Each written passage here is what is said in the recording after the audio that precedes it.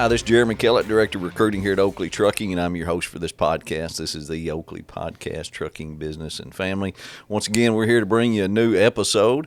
Always try to get you some new content, and on this episode today, we're going to talk to Mr. Ron Forrest, a.k.a. Paperboy Trucker. He's got his own YouTube channel. We're going to talk about that, but more than that, I want to talk about his story as a truck driver, how he started out, got into trucking, how he made the change from company driver to owner-operator.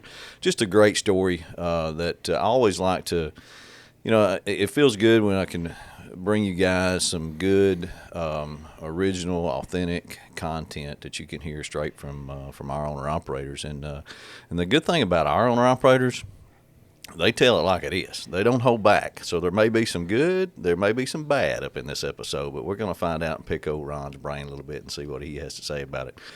But first, let's get started with the Oakley Update, sponsored by Arrow Truck Sales. Arrow Truck Sales has been in business for over 60 years and a longtime partner of Oakley Trucking and the Oakley Podcast. Trey Visor and Keith Wilson do a great job at putting you in the right truck to fit your needs and our needs here at Oakley. They carry all makes and models to choose from with on-site financing through transport funding.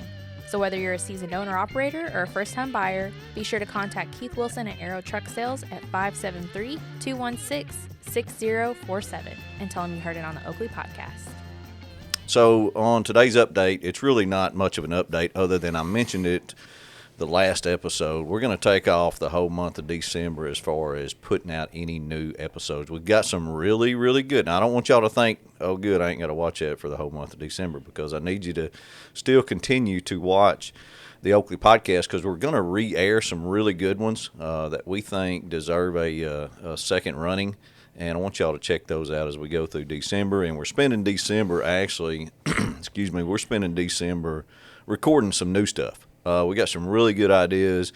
We got some stuff lined up that we're recording that'll come out with kind of a fresh look and new stuff coming 1st of January. So that's kind of what's going on here at Oakley Trucking. Now, other than that, let's get started with the episode and get right into it and talking to Mr. Ron Forrest. Ron, how you doing this morning? Doing good. I appreciate you coming over. Yeah, thanks for the invite. You bet, sitting down with me and visiting and kind of telling your story. I mean, it's I know a little bit of it because I've watched you some on your YouTube channel, mainly when you started here. I watched some of it, but I haven't watched all of them. But it's hard to keep up with all of it, right? Yeah, but I just like to give our viewers some good, because people can see themselves in a lot of our owner operators and some of the choices they've made and some of the challenges they go through. So it's really good that I'm able to get you up here and talk about your story. So first, let's get started with who you are. Tell everybody who you are, where you're from, and family.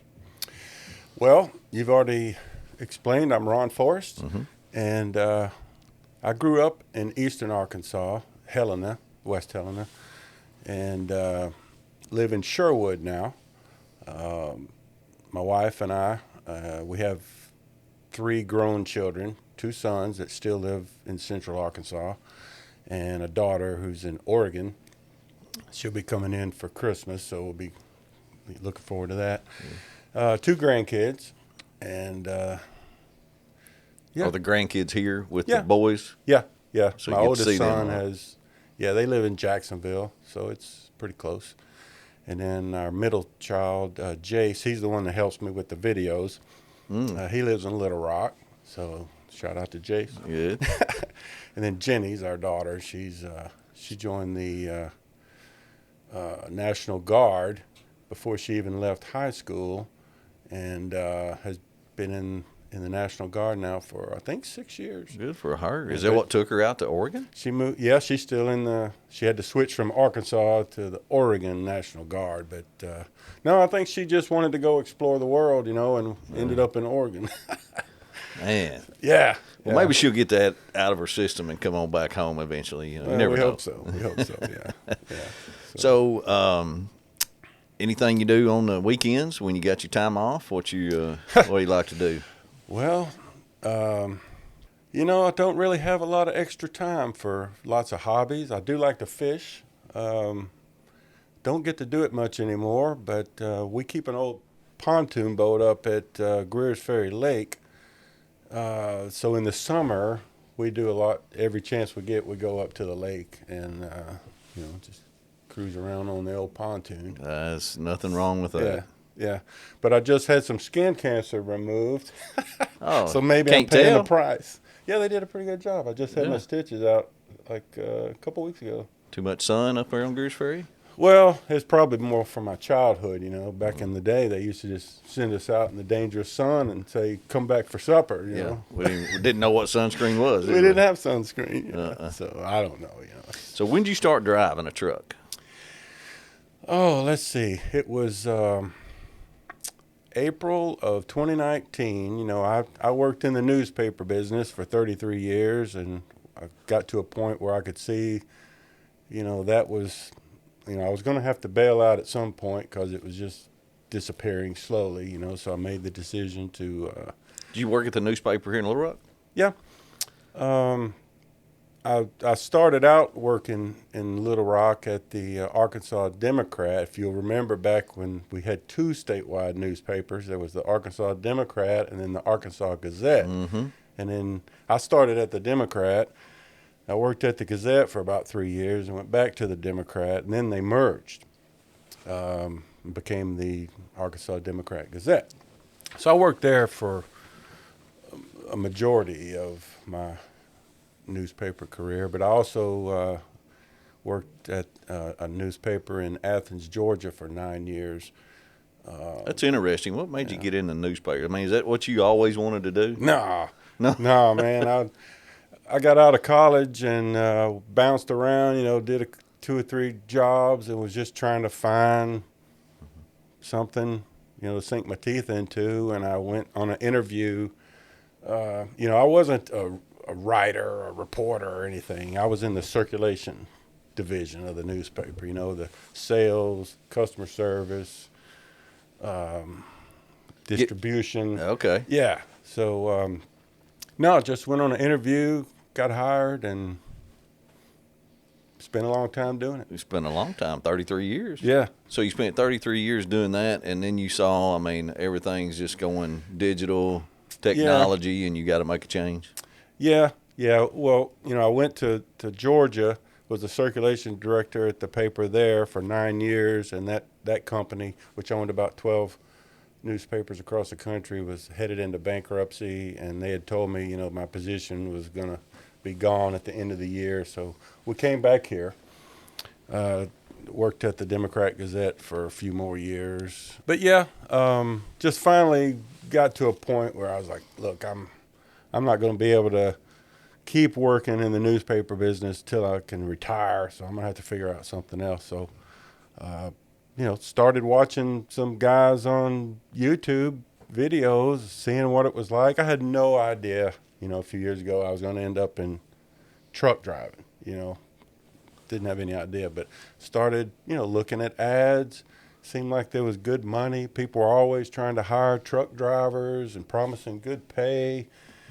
So I started investigating and watching YouTube videos. I came across Oakley and Maverick, of course, which both are right, a few miles from where I live. Of course, with Oakley, you got to have 2 years experience and a truck. At Maverick, they'll hire you with no experience as a company driver. So I went out and, I studied up, went and got my CDL on my own, and then signed on with Maverick and drove for them about 3.5 years. But I'd always had my sights on Oakley. You just I had to get experience, which, I got the 2 years experience, and then I had to get the gumption to buy a truck. Right. That took me an extra year or so. Poor Kent out here, I had talked to him, Kent in recruiting. I had talked to him. He's our senior recruiter. Senior recruiter. So I'd already gotten approved, but I still couldn't get the bravery, to buy that truck. It took me a while longer. He kept reaching out to me, and I kept saying, I'll check back with you. But I finally did it, and glad I did. I love it here at Oakley. And What'd your wife say when you came home and said, I want to be a truck driver? Man, I think everybody in my family thought I'd just gone nuts. Some of them still do, I think. But It's worked out, and the good thing about it is, Oakley and Maverick too was good about getting me home on the weekend. I know a lot of guys, it's flexible. You can stay out as long as you want, But at this point, you had your kids grown, so yeah, it's probably a little bit easier. yeah. But I like the routine of getting home on the weekends. It's hard enough, being gone so much, being married and having family, being out on the road. So, if I can get home on the weekends, we make it work. Yeah, make it work. So you're coming up on your anniversary. Pretty close. And is it in November or December? December. Okay. Yeah, so a few weeks away. 1 year anniversary is being an owner operator. How's that feel? I'm glad to have made it. It's been a learning year. Tell us about some of the challenge. I know. Well, back up a minute, because the big challenge, I think, for a lot of people that's a company driver is seeing themselves as becoming an owner-operator, that I can do that. I can make that transition from, here I am driving a company truck, and it's their truck, and if anything goes wrong with it, they got to fix it, and, I'm just doing what I'm told to do over here as a company driver. But you kind of got some limitations, you can only go so far. At the next level maybe is become an independent contractor. So how did you decide that this is going to be good for us? Honey, this is going to be a good fit. How'd you come up with the decision to finally do that? I guess once I was comfortable enough that I was going to enjoy being a truck driver, the money was okay. I felt good about the future, that I was going to be okay being a truck driver for long term. I said, well, might as well get all the way into it and be an owner operator, because that seems to be where that's where the real money's at. And if I'm going to do it, might as well jump in all the way and do it. And I've met a couple of guys, Robert that trained me and is still here. He trained me at Maverick too. Oh, that's right. I followed him over here from Maverick, so I've known him for several years now, and he's been a good, because he's been trucking a long time. I mean, so guys like that are great to have in your back pocket, because they know so much more than I do. So I can talk to them about things and try to get educated, because like I was joking with Randolph back there. Randolph in does orientation training. It was kind of weird when I was in orientation. I think we had 7 guys in our class, and I was the oldest in the class, but the least experienced one. I was the only one that had just bought a truck, hadn't even driven it other than from where I bought it to here and parked it here on the yard. Yeah. It was totally green, and everybody else in there had their own truck, had been doing owner-operator before, So I was the newbie and the least experienced one, so it was kind of a weird situation. And even like when I was training with Robert, Robert's like 35 years old, and people would see us. We'd be in a restaurant eating or something. Yeah, we're truck driver student. And they would think I was the guy training him just because I'm the oldest one. Right. Well, because a lot of people don't do what you did. Yeah. Start at a whole later new age. Career, yeah. At a later age. But I think the key there that a lot of people really need is you had that mentor, or you had somebody that had done it, and you could latch onto. That's a huge help. Yes. In helping you explain things. Yeah. Showing you the ropes at Maverick. Then you get to kind of use him as a guinea pig over at Oakley, and you kind of see what him make the transition. Watch him make it and try to help you. Watch him buy a truck. Yeah. Now he just got a new truck. Yeah. So he's all. Oh yeah. He loving his new truck. Oh, he's trying to get me to get a new truck, and I was like, whoa, slow down. I'm not ready for that. Slow down a little bit. Someday maybe. LubeZone has opened a new location in Statesville, North Carolina. It's located north of Statesville on Highway 77, just west of Exit 59. LubeZone services both single trucks and truck fleets, so whether you're driving through or you have a trucking company nearby, LubeZone are the experts to turn to. LubeZone's specialty is full-service oil changes that take approximately 30 to 40 minutes. They also offer tractor-trailer grease, gearbox service, generator service, reefer service, and DOT inspections. They also go the extra mile when it comes to quality control. What does that mean? That means your semi-truck is checked not just once, but twice to ensure all service and parts are good to go. LubeZone does this so you can rest easy knowing that your truck is in top condition. No other service center knows semi-trucks better than LubeZone. Check out lubezone.com for all their locations, and when you go in there, tell them you heard it on the Oakley Podcast. So your first year in, what's some of the biggest challenges that you faced this first year being an owner-operator, you think? Probably the biggest thing is just the difference in the freight. You know, at Maverick, and all I'd ever done was flatbed with Maverick, you know, and we never had to worry about the weights. I mean, not like we do here. Oh, yeah. You know, I mean. Hauling dry bulk. Yeah. We knew at Maverick, you know, the shipper knew the weight of the product, and if we just made sure it was loaded properly on the trailer, you know, from center out, it was good. We didn't do all this scaling in and out and all that, very rarely. But here, you know, it's a big deal. You know, they're just, on the end dump anyway, they're just dumping product in there, and you got to tell them to stop. You're in charge of that. You know, it's not them, it's not Oakley, it's me. You know, I'm the one that's responsible for the weight when the guy pulls me over, and, you know, if I get checked. And so, yeah, that was a big adjustment. That was a big Getting axled out, making sure you're not over 80. Yeah. Which you know, I guess how long did it take you to get good at that? Or are you good at it? I don't even know if I would say I'm good at it. But what's helped a lot is a couple months ago, I got a spread axle end dump finally. You know, for the first many months, I had just a tandem. Mm-hmm. And that was a lot harder. So I do feel much better about it now, having a spread axle. With the tandems, you know, you can only put 34 on the front, 34 on the back. And it makes it a little more complicated.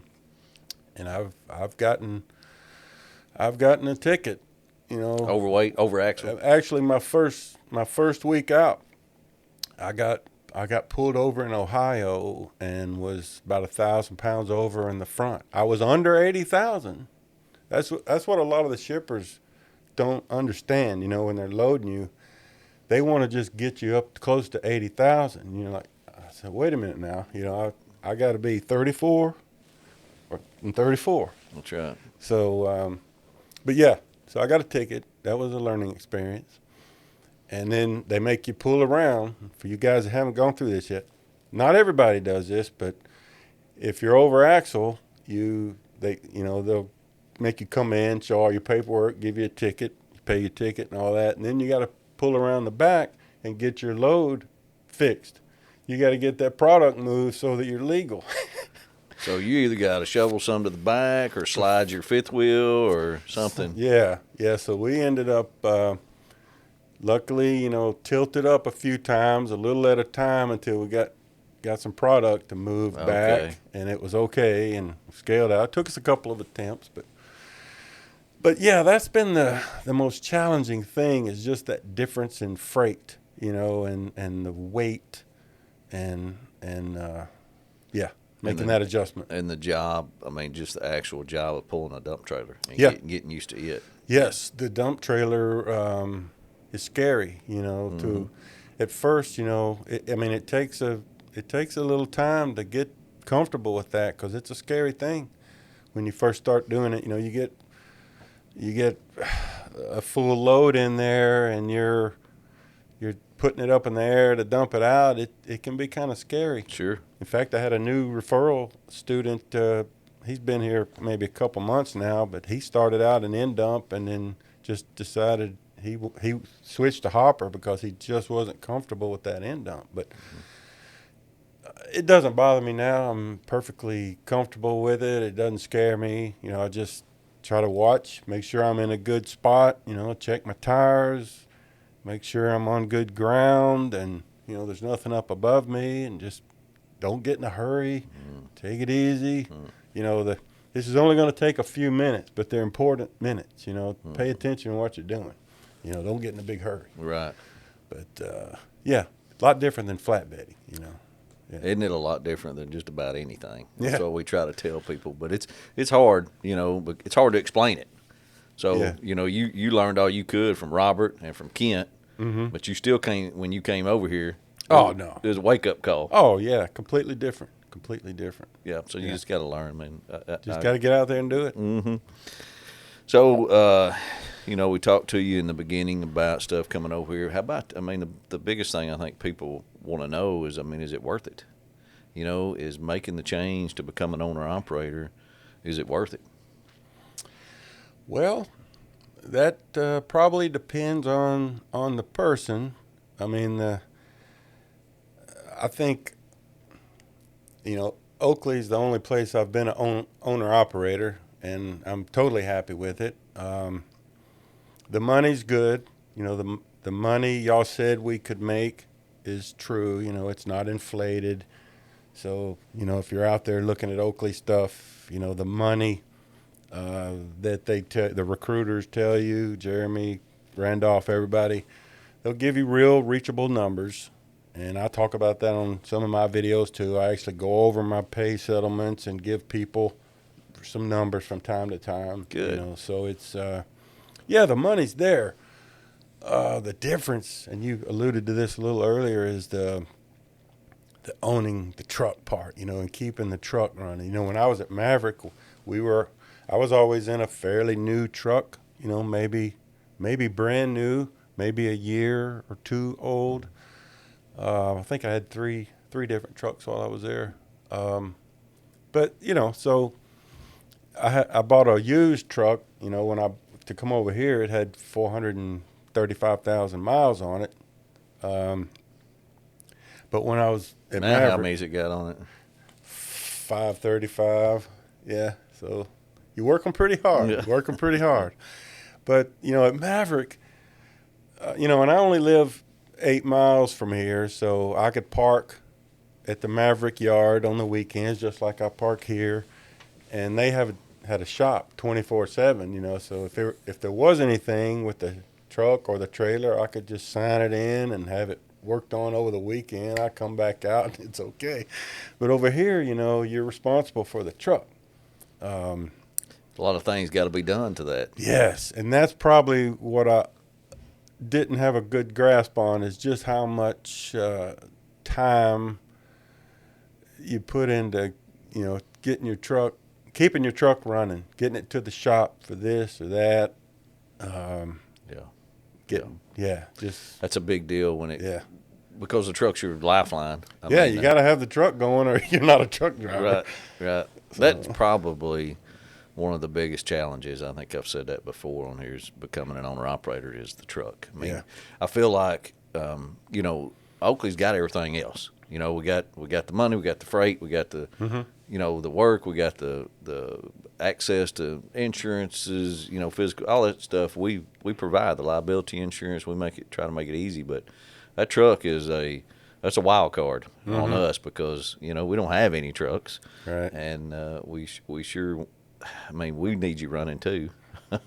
Yeah, I mean, that's it. You got to keep the truck running. And, you know, I've had quite a few little issues with mine, and I think we talked about this a little bit earlier, but they actually replaced the short block in my truck a few months ago, and luckily, you know, PACCAR covered most of that. But what hurt me the most is, you know, I lost a full month of, you know, while the truck was in the shop, you know, so that was $15,000 of income that I just. So that brings me to the point of, you know, as an owner-operator, you got to be smart with your money, you know. Very good point. You're probably going to be bringing in more money than you've ever made, most of us anyway. So don't just go out and start going crazy all over town, you know, blowing your money. You know, put it aside, because you're going to need it at some point. And luckily I had, because when I was out of work for that month while my truck was in the shop, I had money put back, so we basically went to the lake most of the month of August. But that's a good feeling. At least you're smart with your money. You're able to set it aside for because those times are coming. Because if I hadn't, Yeah. I'd be calling my Yeah. sons, my dad. Hey, I need to borrow a couple hundred. Yeah. Yeah. Hopefully it doesn't come to that. That's Yes, good. yes. That's good. But it's running good now, and yeah. Oakley Trucking is a 100% owner-operator company. We specialize in hopper bottom, end dump, and pneumatic trailers. We provide the trailer free of charge, and you provide the truck. We have a large customer base that reaches the whole United States as well as parts of Canada. Our owner-operators live anywhere from Texas to North Carolina to Pennsylvania to Wisconsin and everywhere in between, and we get them home weekends. We take it seriously when you join Oakley Trucking because we need you to be successful.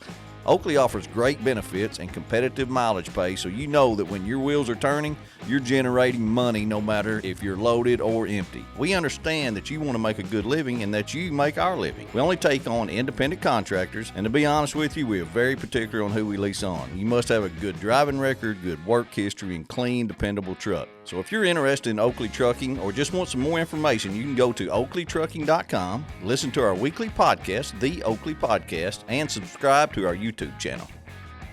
So let's talk about this YouTube channel. Okay. He said okay. Well, and the reason I want to talk to you about it is because a lot of people are hesitant to do it. We've got a couple of guys here at Oakley. Which is it's called Paperboy Trucker, right? Right. And then we got a couple other guys that do it too. That I think they at first they didn't realize they could do it. And what good is it doing?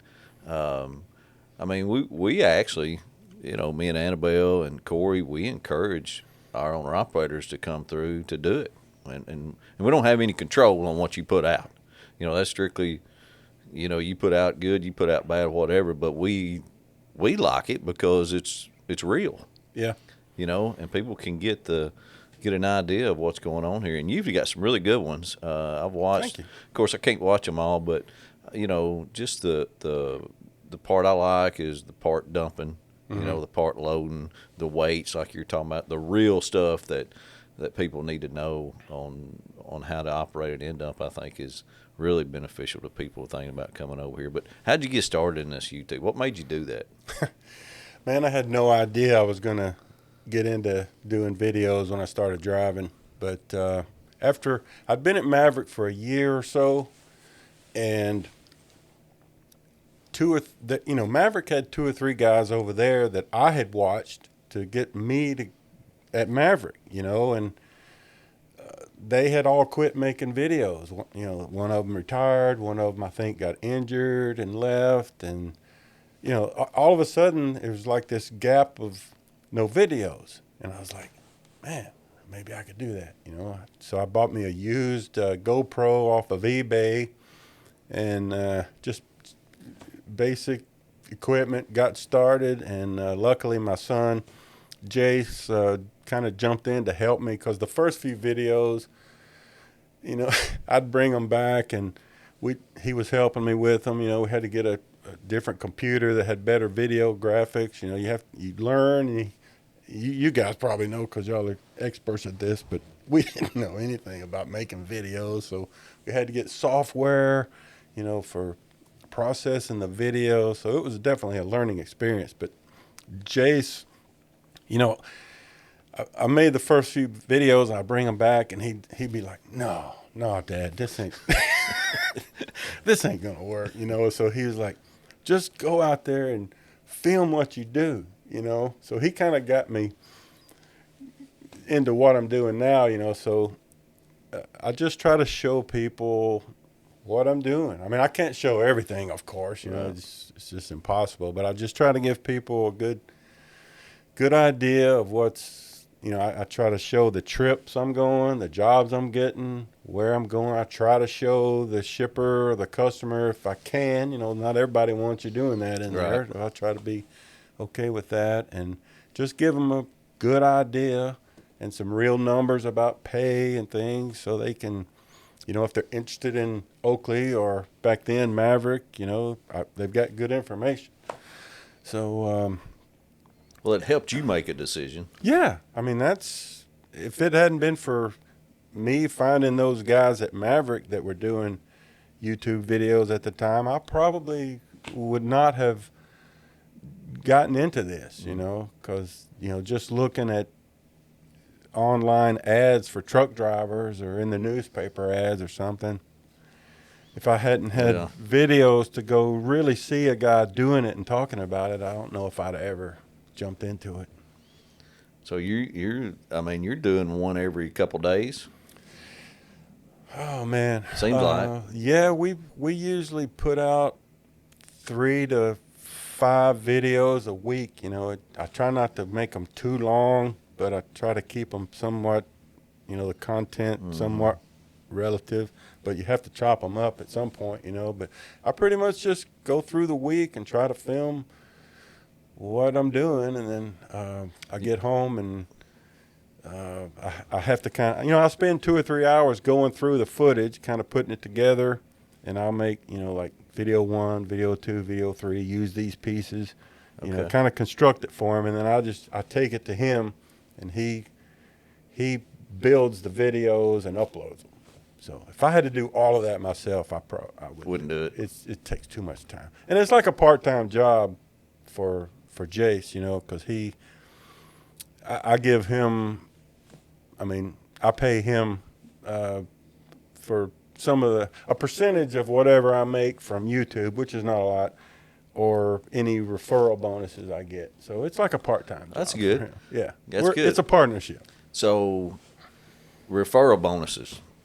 That's I know you were doing this before. I'm assuming you got referral bonuses at Maverick, but over here, we got a pretty substantial referral bonus that we pay out, and I know it's helped you by doing these videos because you send us guys, and then we do the work and try to get them leased on. Who makes it, who doesn't, and then all of a sudden you get a bonus.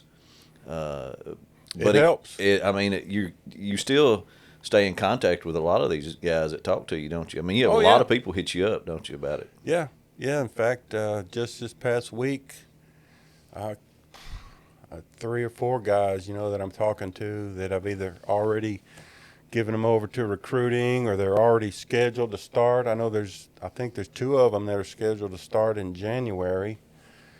But yeah, You have any idea how much money you made off that this year? You ever added it up? It's not as much as you might think, because I think it takes time. Yeah, it takes time, and it took time at Maverick too, because people want to see that, they might start checking you out and they want to follow you for a while before they believe this guy, or what's the information here? Is it real? Is it credible? But I think I've had maybe 3 or 4 that have paid out at this point. I still have a few more, I think, that are in the pipeline that will start in the next month or 2, but it's starting to pick up a little bit. And for you guys that have used me as your referral, thank you very much. Yeah. I greatly appreciate it. It does help a lot. It helps us too, and I guess one disclaimer here is, that's not why you're doing it. No. That's and you're not embellishing anything, which is obvious when you can watch your stuff. It's I'm not what a cheerleader. It is. Yeah, I'm not doing it to be a cheerleader for Oakley. I just want to show what we're doing, and if they're interested, they've got some good information. If it helps them come to Oakley, make a decision, great. But yeah, I didn't have any idea when I started making videos that we'd still be making videos, because it's been almost 3 years now that we've been doing the videos like that. And I know my son Jace, I'm sure he didn't know when he first jumped in and started helping me that he would be having to do this every week all this time. He didn't know what he signed up for. Jace. Yeah. Thank you, Jace. We appreciate you, Jace, for doing that for sure. Yeah. Well, it's turned out great. And I think hitting that 3 years, that's hard to do, to keep it going. We've learned that. I've learned that in doing this podcast. to have it running for 3 years is a challenge, to come up with stuff. It is, and you kind of learn what people want. I mean, you can't make everybody happy, but I get comments from people. Some guys want to just see me, like they're retired truck drivers, and they want to just see the road footage. They just like watching because it makes them think they're driving a truck. They're reminiscing. But then I get guys that, like, I used to put the camera on the dash and point it at me and talk about things. And I found out people don't want to see me. Yeah. They want to see out there. So I quit doing that, So just little stuff like that you learn. But it's been a fun experience. So a couple more things here, and I'll let you go. What do you think an owner-operator needs to be successful? What's one or two things that he's going to have to do to be a successful owner-operator and not fail? Well, I don't know if I'm qualified yet to explain all that. First year. I'm not sure I'm successful yet. Well, you have been your first year, so. But I'll tell you, that's one thing, when you end up delivering a load or picking up a load, a lot of times there's other Oakley drivers there, and, you get a chance to talk to them. Like, I talked to a guy just last week that when I was up in Michigan, his name was Robert. He's from over in Wynn. He's been driving for like 8 or 9 years for Oakley, and it's good talking to guys like that because you can always learn something. They've been here a while, and he told me, because you'll talk to some people and they'll tell you, they're trying to tell you to get a new truck, and then other guys will say, man, that truck is just a workhorse. You don't need a new truck. Just get you an old truck and keep it running. So it just depends, you know. But what's going to be? But I think you hit on it. I mean, the truck is makes you successful, and it can be part of your failure if you're not careful. Yeah, you gotta take care of your truck. That's number one, I guess. But just be safe and responsible as a truck driver, because there's a lot of crazy stuff out there on the roads. It gets worse every day. Just try to drive safe. And what's some of the if you had all the people that were driving around you in four-wheelers and cars and pickups, and you could tell them one thing, what would you tell them that you think they don't know? I would say, look, I have space between me and the car in front of me, because I'm 80,000 pounds here. I can't just stop like you can, and I can't speed up like you can. So don't dart in front of me and take my space. I try to do that. They teach you that when you're getting your CDL. Y'all teach us that back here when we're in training. I'm trying to leave space, but the cars always just want to jump in there, any little space, and take it away from me, So, yeah, leave us some space, will you? Good one. That's good, because they just continue. You have to continue. If there's a gap there, they're going to hop in there, Yeah, that's frustrating. Yeah. What's the future look like for Ron Forrest? Oh, man. I don't know. Maybe I'll be director of recruiting. There you go. No, I'm just kidding. Man, I think I'd just be happy to, as long as I can stay healthy and drive, I'll just drive until I don't want to drive anymore, I guess, until if I'm healthy, I could do this for a lot of years. You enjoy it? Yeah, I do. Yeah. Well, there you go. I do. Yeah. So. Hey, I appreciate you coming up here and it was hanging fun. Out with me this morning and thanks talking for about inviting it. me. Yeah, it's all good. That's there you go, Ron Forrest. I mean, from working in newspapers for 33 years to deciding to drive a truck later in life. If I can do it, anybody can. If he can do it, anybody can. Yes. No, I think you're more exceptional than what you think. You're doing a good job. I know you've done a great job for Oakley this past year. Thank you. And we appreciate you for sure. So y'all check him out. Check out YouTube. Go on YouTube and search the Paperboy. watch some of his videos. It's good, honest, authentic material that you can get an idea of his life and what he does at Oakley Trucking, and really give you some good information about it going on here. So I appreciate everybody watching the Oakley Podcast every week. I mean, you guys have just been awesome to us. Of course, we always want you to help us spread the word about the Oakley Podcast with subscribing, commenting, liking, the thumbs up. Annabelle tells me to do all that stuff. You gotta do all that. Check us out on all the other social media platforms. Facebook's really good. It's just, we've got some good stuff out there that we try to put out really good, honest material to everybody out there looking and watching us. So we appreciate everything you do. We will be getting back with you first of the year. Enjoy our re-airs through December. Please check them out and watch them. And we're looking forward to talking to you first of the year. Thanks, everybody.